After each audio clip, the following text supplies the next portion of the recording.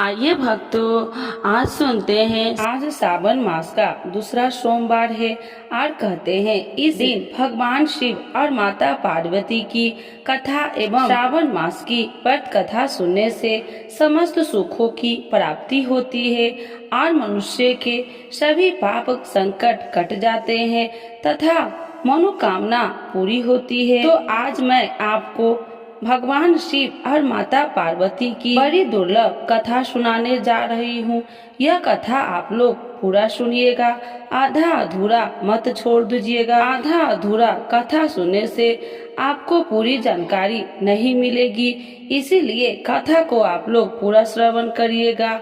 तो एक बार बोलिए प्रेम से शिव जी की जय, माता पार्वती की जय, गौरी पुत्र गणेश भगवान की जय। जब शिव पार्वती अपने भक्त के लिए बने सेठ और सेठानी, एक गांव के बाहर छोटा सा शिव मंदिर था जिसमें एक वृद्ध पुजारी रहते थे। एक दिन एक गरीब माँ अपने नन्हे से बालक को मंदिर के द्वार पर छोड़कर चली गई। बहुत खोजने पर भी पुजारी जी को बालक के परिवार का कुछ भी पता न चला।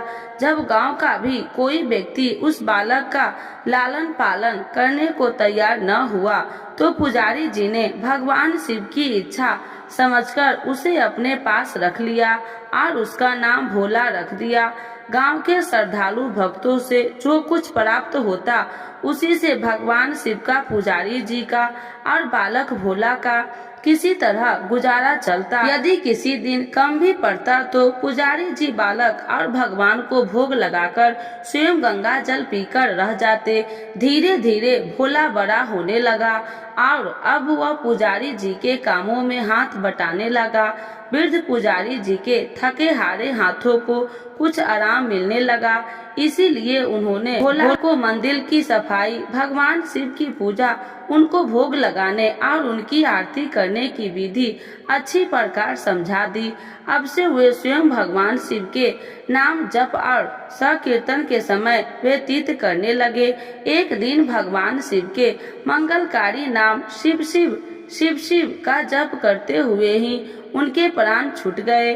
अब बालक भोला का इस संसार में भगवान शिव के सिवा और उसका कोई दूसरा सहारा न रहा। उसने पुजारी जी की 3 बातें कभी न भूली। पहला, भगवान भोलेनाथ शिव शंकर को ताजी गर्म रसोई का ही भोग लगाना। दूसरा, भगवान को भोग लगाए बिना स्वयं कुछ भी नहीं खाना। तीसरा, भगवान शिव पर विश्वास रखकर कभी भी किसी भी वस्तु को संग्रह न करना, बासी भोजन का भी नहीं। यदि कोई भक्त पहले से बना भोजन या मिठाई मंदिर में दे जाता तो बालक भोला उसे गरीब में बांट देता।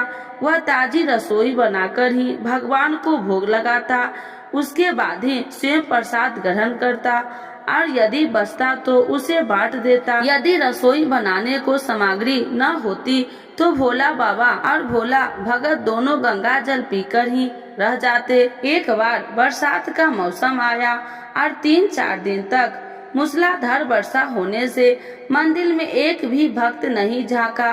भोला अपने भोले बाबा को गंगा जल का ही भोग लगाता और स्वयं भी पीकर रह जाता। भोले बाबा बालक की भक्ति और सहन शक्ति की परीक्षा लेते रहे, किंतु आखिरी में अपने भक्त बालक को भूखे से तड़पते देख उनसे रहा न गया।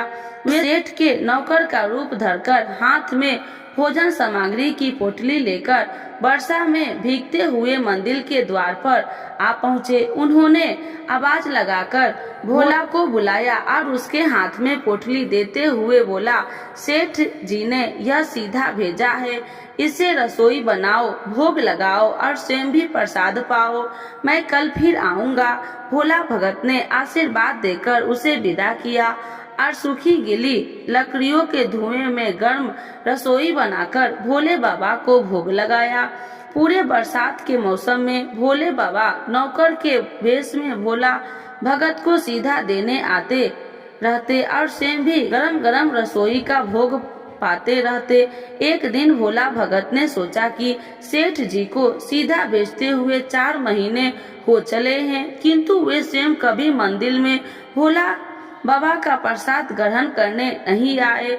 अगले दिन जब भोला बाबा नौकर के भेष में सीधे को पोटली देने आए तो भोला भगत उनसे बोला, भाई तुम्हारे इतना धर्मात्मा सेठ जी कभी स्वयं मंदिर में प्रसाद लेने नहीं आए, इस कारण मेरा हृदय अत्यंत दुखी हो रहा है। अपने सेठ जी से कहना कि कल वे मंदिर में प्रसाद ग्रहण करने अवश्य पधारे। सुनकर नौकर बोले, भोले बाबा चौंक कर घबरा उठे और बोले, पुजारी जी, सेठ जी मेरे द्वारा आपको सीधा भेजते हैं, आप इससे भगवान को भी भोग लगा देते हैं और स्वयं भी प्रसाद पाते हैं, फिर सेठ जी को बीच में बुलाने की क्या जरूरत है, जैसा चल रहा है वैसे ही चलने दीजिए। भोला बोला, ऐसे कैसे चलने दूं, आपके धर्मात्मा सेठ जी इतने दिनों से सीधा भेज रहे हैं, क्या मैं उन्हें भगवान का प्रसाद देने का अपना कर्तव्य भी पूरा न करूं? मैं किसी का उधार रखने वाला नहीं हूं। अपने सेठ जी से कह देना कि यदि कल भोले बाबा का प्रसाद ग्रहण करने न पधारे तो मैं उनका सीधा लेना बंद कर दूंगा।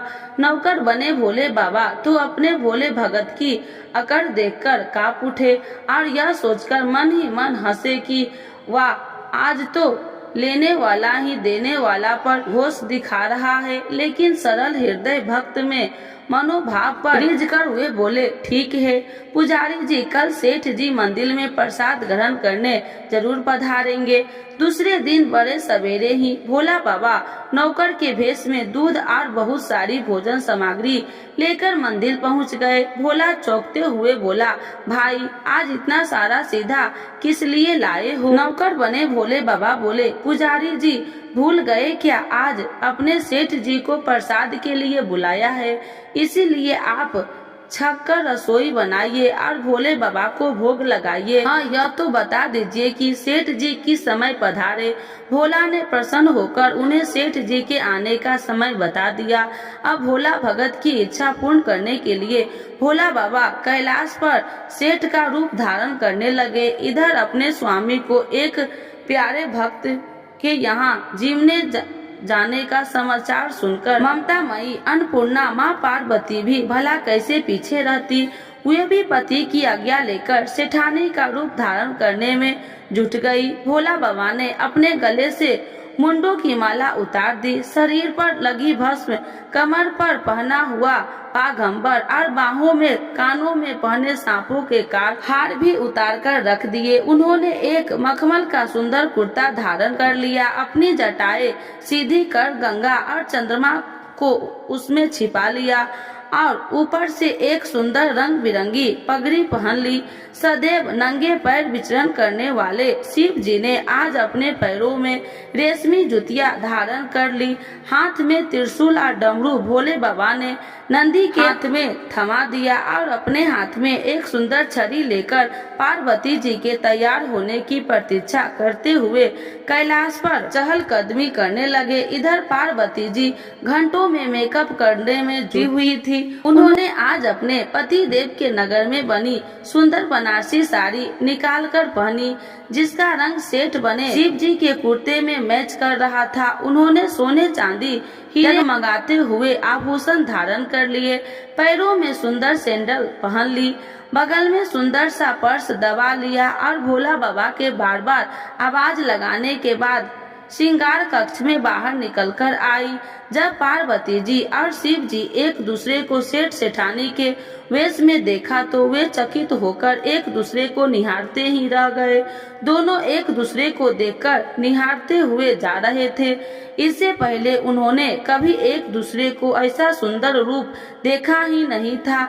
जब भगवान गौरी शंकर सेठानी सेठ का रूप धारण कर कैलाश से अपने भक्तों के यहाँ दावत उड़ाने चले तो गणेश, कार्तिकेय, नंदी, श्रृंगी, ऋषि मुनि देवता गण भी उन्हें देखकर ठग से रह गए। सेठ बने शिव जी अपने हाथ में ली हुई छड़ी को आधा से घुमाते हुए पृथ्वी पर टेकते हुए चल रहे थे और उनके पीछे पीछे बगल में पर्स दबाए, अपनी सैंडल से टक टक और पायलों की छन छन की मधुर ध्वनि करती हुई माँ पार्वती सेठानी बनी ही चल रही थी। इधर भोला भगत आज सुबह से ही सेठानी के स्वागत में भांति भांति के पकवान बनाने में जुटा हुआ था। अपने भोले बाबा का भोग तो चलते फिरते बना लेता था, किंतु आज उसे कई महीनों से भगवान को भोग लगाने के लिए सीधा भेजने वाले सेठ जी को भगवत प्रसाद देना था। अतः आज उसने अपनी सारी कलाएं झोली डाली थी। उसने सेठ जी द्वारा भेजे हुए चावल धोकर खीर बनाई, उसे धीमी आंच पर पकाकर गाढ़ा किया और उसमें सेठ जी के द्वारा भेजे हुए पिस्ते, बादाम, केसर, गोचे, किशमिश डाले।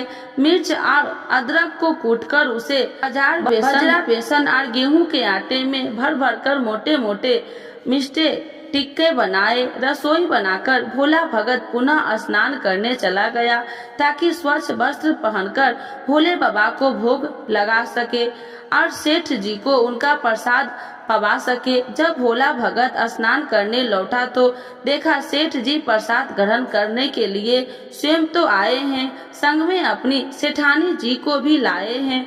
भोला ने झट दोनों से राम राम कहे उन्हें आसन पर बैठाया और बोला, मैं अभी भगवान को भोग लगाकर आता हूँ, फिर आपको प्रसाद परोसूंगा। भावना के भूखे भोलेनाथ से भूख सहन नहीं हो पा रही थी, इसीलिए वे बोले, पुजारी जी भगवान को जल्दी से भोग लगाइए, मुझसे भी भूख सहन नहीं होती। भोला भगत बोला, सेठ जी भूख तो मुझे भी बड़े जोर से लग रही है, किंतु मैं अपनी भूख के कारण भगवान को भोग लगाना नहीं भूलता। यदि दुनिया के सारे लोग इसी तरह अपनी भूख के लिए भगवान को भोग लगाना भूल जाए तो भगवान तो भूखे मर जाएंगे। सेठ जी बने भोले बाबा एक पत्तल उठाते हुए बोले, पुजारी जी आप भोग लगाइए, इधर मैं पत्तल परोस लेता हूँ, मुझसे भूख सहन नहीं हो पा रही है।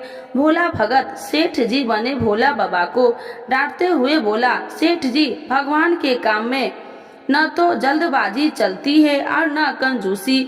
मैं जब तक भगवान को भोग नहीं लगा लेता आप रसोई के पास भी नहीं फटक सकते। चुपचाप इधर बैठ जाइए और ओम नमः शिवाय जपते रहिए। मैं अभी आता हूँ और आपको पेट भर भोजन कराता हूँ। सेठ बने शिव जी डांट खाकर चुपचाप अपने आसन पर जा बैठे। सेठानी बनी पार्वती उनकी यह दशा देखकर बड़ी मुश्किलों से अपनी हंसी रोक पाई, लेकिन जैसे ही भोला भगत पत्तल में सामग्री लेकर भगवान को भोग लगाने मंदिर में गया, शिव जी पार्वती को मौन रहने का संकेत करते हुए चुपके चुपके पैर रखते हुए रसोई में पहुंच गए और उन्होंने एक एक व्यंजन उठाकर चखना शुरू कर दिया। भोले बाबा तो प्रसाद को चखते ही चक्के रह गए। खीर में चीनी की जगह नमक भरा हुआ था और सब्जी में चीनी भरी हुई थी।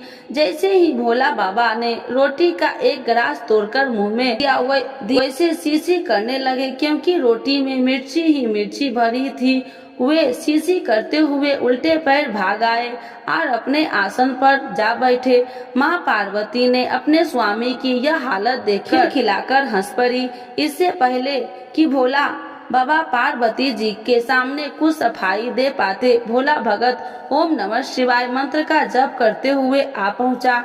उसने भोग को रसोई में मिलाकर उसे पवित्र बना डाला और फिर सेठानी के सामने पत्तल परोसकर हाथ जोड़कर बोला, सेठ जी अब आप जी भर के प्रसाद पाइए।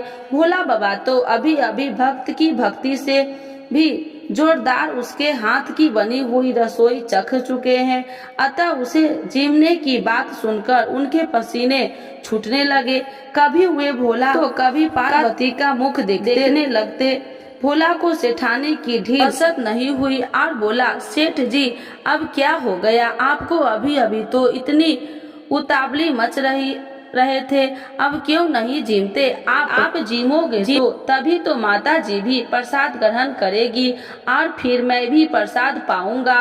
भोला की लड़कार सुनकर भोला बाबा ने चुपचाप खीर का निवाला उठाया और सारी नमकीन खीर घटाघट पी गए। आड़ा खाली होने की देर थी कि भोला ने उसे झट से भर दिया। अपने प्रिय भक्त के हाथ से परोसते हुए भोग में भगवान को आज 2 गुना स्वाद आने लगा। भोला परोसता गया और भोले बाबा पीते गए।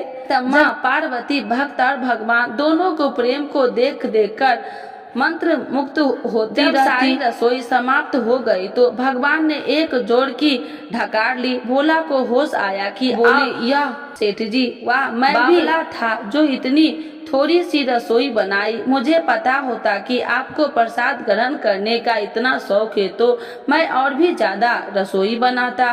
भोले बाबा अपने पेट पर हाथ फेरते हुए सेठानी बनी पार्वती जी की ओर मुस्कुराकर देखते हुए बोला, पुजारी जी, मैं इतना रोज कहाँ खाता हूँ, किंतु आज प्रसाद इतना स्वादिष्ट बना था कि अपने बस ही नहीं रहा और खाता ही चला गया। किंतु तभी भोला भक्त ऐसा होकर बोला, सेठ जी, वह तो अपने ठीक किया, लेकिन माता जी तो भूखी रह गई। ममतामयी पार्वती माँ से भोला का रुआसा मुंह देख नहीं गया। उन्होंने बची हुई खीर की 4 बूंदे अपने कंठ में टपका ली। भोले बाबा द्वारा भोग लगाने से प्रसाद में अद्भुत अलौकिक स्वाद भर गया था। इसी सुगंधित और मीठी खीर चखकर जगत जननी आकंत तृप्त हो गई और उनके तृप्त होने से ही सृष्टि की प्रत्येक प्राणी तृप्त हो गई। भोला भगत बोला, सेठ जी, आपने और माता जी ने प्रसाद ग्रहण कर लिया, इससे मुझे अत्यंत संतोष हुआ। समझ लीजिए कि आप दोनों द्वारा प्रसाद ग्रहण करने से मेरा भी पेट भर गया। मेरी तो वैसे ही महीने में 4 एकादशी हो जाती है, किंतु मैं भी एक दाना ले ही लेता हूँ, जिससे कि भोला बाबा के प्रसाद का अनादर न हो। यह कहकर जैसे ही भोला ने खीर के एक पात्र में लगा चावल का दाना उठाकर अपने कंठ में डाला, उसके जन्म जन्मांतर की भूख प्यास मिट गई। समस्त वासनाओं और इच्छाओं की तृप्ति हो गई। जिसके ज्ञान के नेत्र खुल गए और उनसे देखा कि उनके सन्मुख त्रिलोकीनाथ भगवान शंकर और जगत जननी माँ पार्वती आशीर्वाद की मुद्रा में मुस्कुराते हुए खड़े हैं। भोला दौड़कर उनके चरणों में लौटता गया और उन्हीं में समाता गया। हर हर महादेव। जय माता जी। तो एक बार बोलिए प्रेम से शिव जी की जय, माता पार्वती की जय, गौरी पुत्र गणेश भगवान की जय। श्रावण सोमवार व्रत कथा। तो एक बार बोलिए प्रेम से शिव जी की जय, माता पार्वती की जय। अगर आपकी कोई मनोकामना पूरी नहीं हो रही है या फिर तमाम प्रयासों के बावजूद आपको करियर में सफलता नहीं मिल रही है या व्यक्तिगत जीवन में परेशानी चल रही है तो परेशान न हो। इस बार सावन सोमवार का व्रत करें और व्रत कथा सुने। मान्यता है कि सावन सोमवार के दिन व्रत रखकर इस कथा का पाठ करने या सुनने से मनचाही मुरादें पूरी हो जाती है। कथा के अनुसार एक समय की बात है, एक साहूकार था जो भगवान शिव का अनन्य भक्त था। उसके पास धन्य धान्य की कोई कमी नहीं थी, लेकिन उसके कोई संतान नहीं थी। इसी कामना को लेकर वह रोज शिव जी के मंदिर जाकर दीपक जलाया करता था। उसके इस भक्ति भाव को देखकर एक दिन माता पार्वती ने शिव जी से कहा, हे प्रभु, यह साहूकार आपका अनन्य भक्त है, इसे संतान का कष्ट है, आपको इसकी मदद करनी चाहिए। पार्वती जी की इच्छा सुनकर भगवान शिव ने कहा कि हे पार्वती, इस संसार में हर प्राणी को उसके कर्मों का फल मिलता है और जिसके भाग्य में जो हो उसे भोगना ही पड़ता है। लेकिन पार्वती जी ने साहूकार की भक्ति का मान रखने के लिए उसकी मनोकामना पूर्ण करने की इच्छा जताई। माता पार्वती के आग्रह पर शिव जी ने साहूकार को पुत्र प्राप्ति का वरदान तो दिया, लेकिन साथ ही यह भी कहा कि उसके बालक की आयु केवल 12 वर्ष होगी। माता पार्वती और भगवान शिव की बातचीत को साहूकार सुन रहा था। उसे न तो इस बात की खुशी थी और न ही दुख। वह पहले की भांति शिव जी की पूजा करता रहा। कुछ समय के बाद साहूकार के घर एक पुत्र का जन्म हुआ। वह बालक 11 वर्ष का हुआ तो उसे पढ़ने के लिए काशी भेज दिया गया। साहूकार ने पुत्र के मामा को बुलाकर उसे बहुत सारा धन दिया और कहा कि तुम इस बालक को काशी विद्या प्राप्ति के लिए ले जाओ और मार्ग में यज्ञ कराना।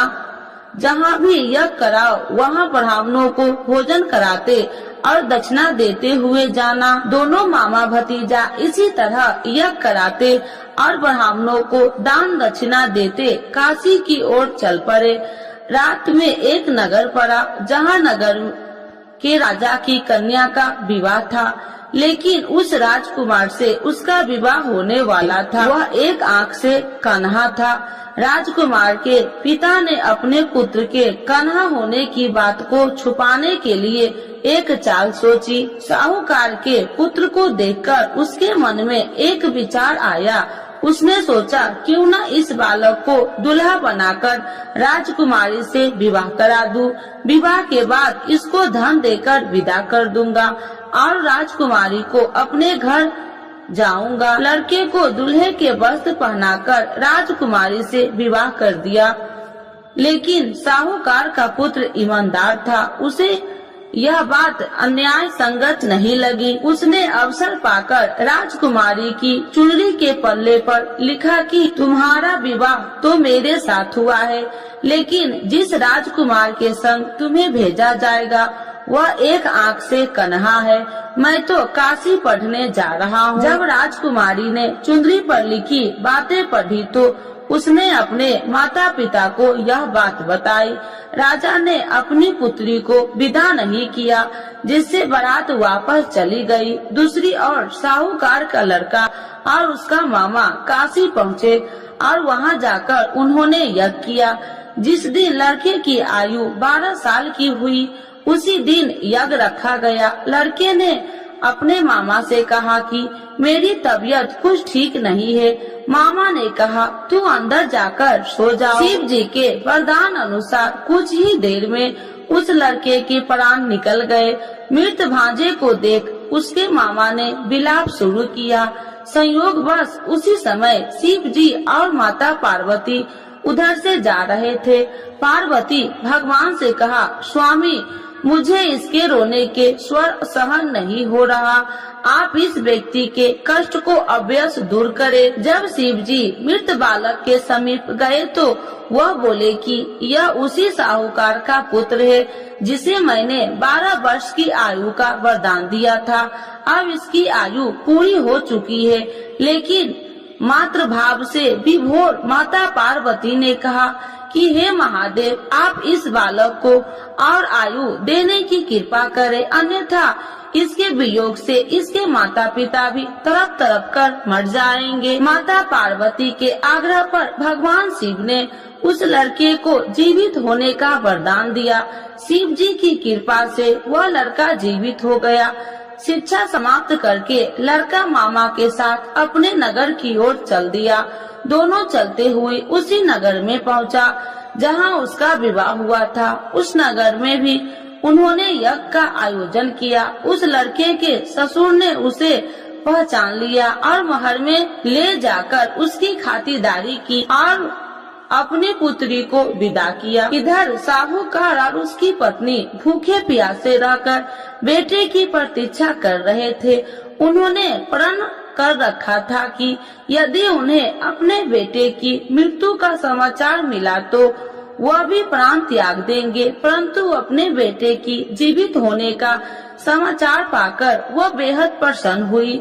उसी रात भगवान शिव ने व्यापारी के स्वप्न में आकर कहा, हे श्रेष्ठ, मैंने तेरे सोमवार के व्रत करने और व्रत कथा सुनने से प्रसन्न होकर तेरे पुत्र की लंबी आयु प्रदान की है। इसी प्रकार जो कोई सोमवार व्रत करता है या कथा सुनता है और पढ़ता है उसके सभी दुख दूर होते हैं और समस्त मनोकामनाएं पूर्ण होते हैं। तो एक बार बोलिए प्रेम से शिव जी की जय, माता पार्वती की जय।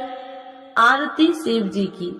ओम जय शिव ओमकारा, स्वामी जय शिव ओमकारा, ब्रह्मा विष्णु सदा शिव, अर्धांगी धारा, ओम जय शिव ओमकारा। एकानन चतुरानन पंचानन राजे, स्वामी पंचानन राजे। हंसासन गरुड़ासन विश्वाहन साजे। ओम जय शिव ओमकारा। दो भुज चार चतुर भुज, दस भुज अति सोहे। स्वामी दस भुज अति सोहे। त्रिगुण रूपिणी रखिते, तिरुबनि जन मोहे। ओम जय शिव ओमकारा। अच्छी माला बन माला, मुंडी माला धारी। स्वामी मुंडी माला धारी। तिरुपुरारी कंसारी, करी माला धारी। ओम जय शिव ओमकारा। श्वेतांबर पीतांबर बाघांबर अंगे। स्वामी बाघांबर अंगे। सनिकादिक गरुनादिक भूतादिक संगे। ओम जय शिव ओमकारा। करके मध्य कमंडल चक्र त्रिशूलधारी। स्वामी चक्र त्रिशूलधारी। सुखकारी दुखिहारी, जग पालनकारी। ओम जय शिव ओमकारा। ब्रह्मा विष्णु सदा शिव, जानति अविवेका। स्वामी जानति अविवेका। मधुकैटभ दो मारे, सुर भयहीन करे। ओम जय शिव ओमकारा। लक्ष्मी व सावित्री पार्वती संगा। स्वामी पार्वती संगा। पार्वती अर्धंगी, शिव लहरी गंगा। ओम जय शिव ओमकारा। पार्वती सोहे पार्वती, शंकर कैलासा। स्वामी शंकर कैलासा। भांग धतूर का भोजन, भस्मी में बसा। ओम जय शिव ओमकारा। जटा में गंगा बहती है, गले मुंडन माला। स्वामी गले मुंडन माला। शेष नाग लिपटावती, ओढ़त मृग छाला। ओम जय शिव ओमकारा। काशी में विराजे विश्वनाथ, नंदी ब्रह्मचारी। स्वामी नंदी ब्रह्मचारी। नित्य उठी दर्शन पावती, महिमा अति भारी। ओम जय शिव ओमकारा। त्रिगुण स्वामी जी की आरती, जो कोई नर गावे। स्वामी जो कोई नर गावे, कहत शिवानंद स्वामी। मन वांछित फल पावे। ओम जय शिव ओमकारा। प्रभु हर शिव ओमकारा। शिव जी की जय, माता पार्वती की जय।